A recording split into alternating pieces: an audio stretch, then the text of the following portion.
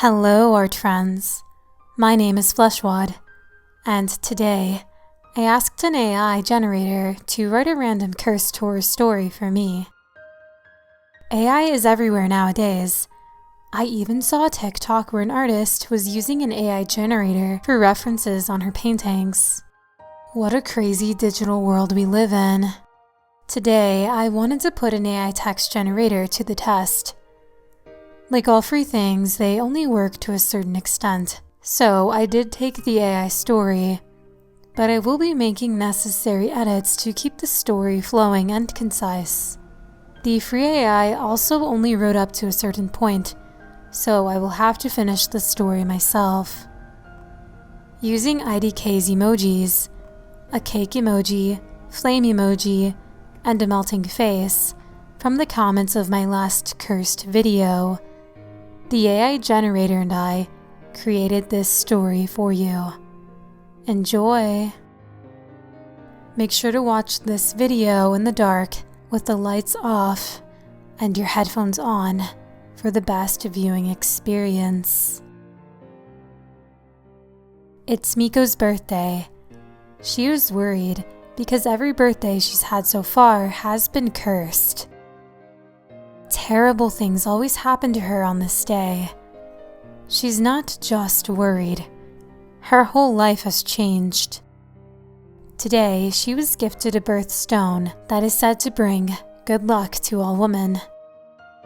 All of Miko, to the extent she could even speak, knows the birthstone is wrong. Miko has come to believe it isn't the stone or the name of it. Terrible events are happening to everyone. On this birthday, Miko is being held captive by someone. They are trying to make it so that Miko can no longer see what she is. A demon. A witch. Someone who is using the power of a cursed birth gem as a weapon to break her free. Is it a trap?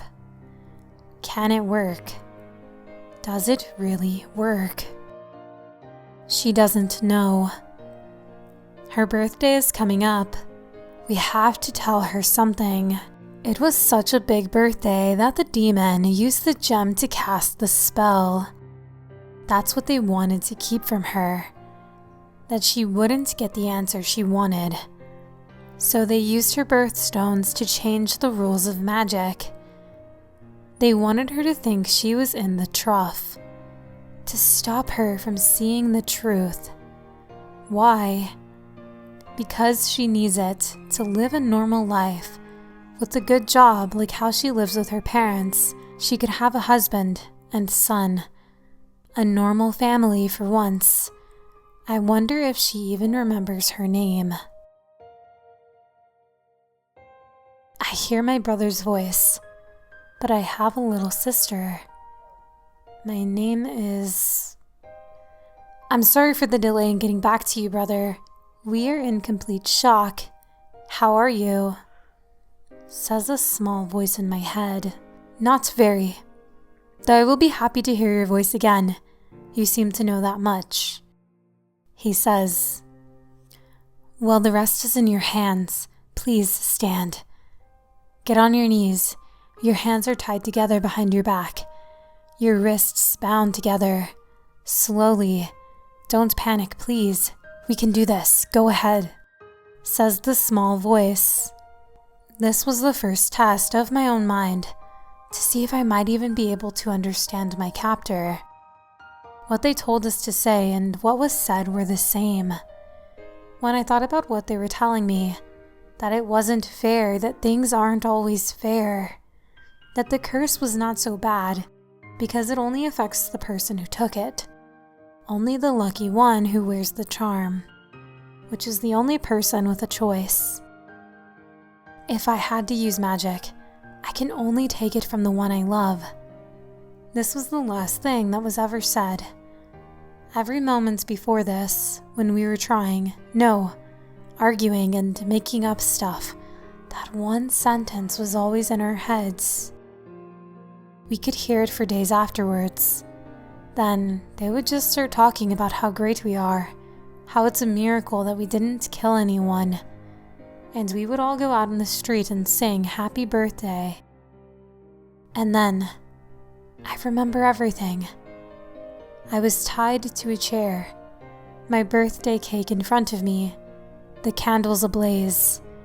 My wrists were cut away. A piece of my brain was also chopped off. With the cutting, my soul escaped. The candles flared dangerously, melting my face. I could not walk. My brother, when he found me on the floor, started screaming in terror. "Why did you do this?" He screamed. He screamed so loud, I heard him screaming until it came to me what I had done. That I should have never trusted this person. I tried desperately to scream back, but it came out as only a howl, which made my brother laugh. "You'll have no choice," he said. "Now just a moment, don't scream." "In a minute my hands will have been free, okay?" the small voice assured me. I heard my mother saying something, some other words, a voice, maybe some name, one word. Like she was telling something of importance to somebody, something she had to know. We had no idea what that something was. When we did find out that we hadn't gotten it, well then, I screamed with all of my lungs. It wasn't my birthday anymore, not the day I knew that everything was going wrong, nor the one that set me free. The very next day after I'd been born, a demon was attempting to stop my birth. From that day forward, my life was... And this ends our free trial for 24 hours. The rest of the story will be written by solely me alone. From that day forward, my life was cursed. I blacked out from screaming with all of my body. When I awoke, I was free. But my brother, everyone who was here to wish me a happy birthday, they were all dead. I had no recollection of what happened. Moving around, I slowly realized I was soaked in blood. Mine? No, I don't think so. Get out! Get out now! Run! Never look back! The small voice urged. I started making my way to the front door. Everything was blurry. No, melty. It was so hard to see. I caught a glance of my reflection on the way out. Half of my face was melted. A single birth gem in place of where my eye should be. I tried to cry, but only a howl came out. It came from the small voice in my head. I shattered the mirror in anger and ran. This was all years ago. I've never gone back. There was no home for me to go back to. If you ever get the gift of a birthstone, destroy it. Destroy it, or the small voice will find you too. I hope you enjoyed this very random AI-generated story. I definitely had to fill in a lot of blanks and switch things around to make this story even kind of make sense. It's still very funny to me how little it makes sense. But hey, the tone is there, right? I think as long as I read it with the right tone, it kind of shifts the story a bit. It was a small challenge, but different from what I normally do, and I definitely think I'd try this again. AI is becoming such a huge part of our world, and I'm very interested in seeing how it will change art, for better or for worse. No one really knows just yet. Leave a comment letting me know what you thought of this story. Does it sound like something an AI text generator would make? Please like the video if you like the art, and subscribe if you like all things creepy. Thank you so much for watching, art friends. Until the next video. Bye.